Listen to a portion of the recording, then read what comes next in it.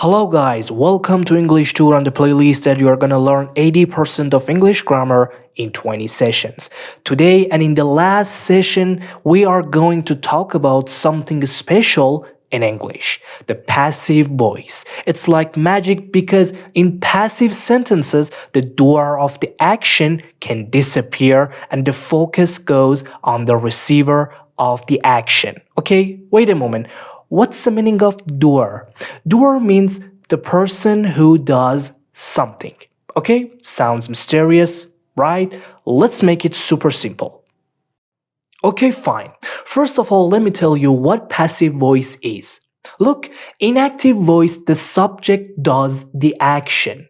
For example, the chef cooks the pizza. So here, chef is a doer. But in passive voice, the subject receives the action. For example, the pizza is cooked by the chef. So here, pizza is a receiver. So in passive, we focus more on the pizza. Yes? Okay, so far so good. But how to form passive voice? Now let me teach you in 3 tenses. I mean present simple passive, past simple passive, and future simple passive. Let's start with the first one, present simple passive. The formula is so simple. Am, is, or are plus past participle. For example, dogs chase cats. Okay, this is the active sentence, but if we want to make it passive, we should say cats are chased by dogs. Look, the formula here, am, is, or are plus past participle.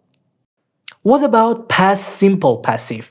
It's same as the present simple passive, but you must use was or were plus past participle. Okay, for example, the thief stole the cookie. Okay, this is the active sentence. Now let's make it passive.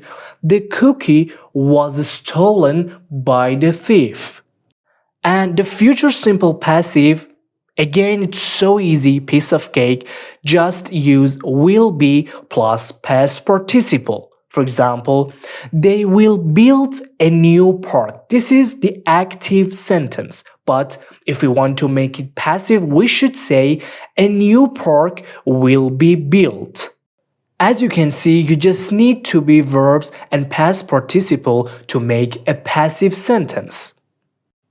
Piece of cake, yes?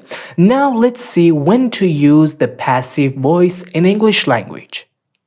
Number 1, when the doer is unknown. For example, my bike was stolen, so we don't know who did it. Number 2, when the doer is not important. For example, English is spoken in many countries, so we care about English, not who speaks it.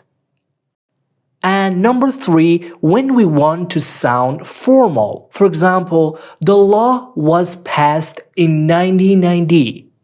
Okay, fine. Now let me give you 2 more examples. The new bridge was completed ahead of schedule. So here, the focus shifts to the completion of the bridge rather than who completed it. Or the bank was robbed overnight. So here, we emphasize the event itself. So the door is not important.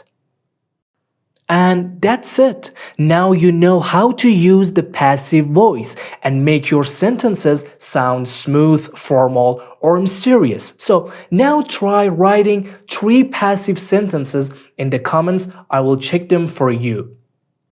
And that's all. Today we have reached the last session. If you have learned all 20 sessions well and can use them in your sentences, it means that you have learned 80% of English grammar. And that's super exciting.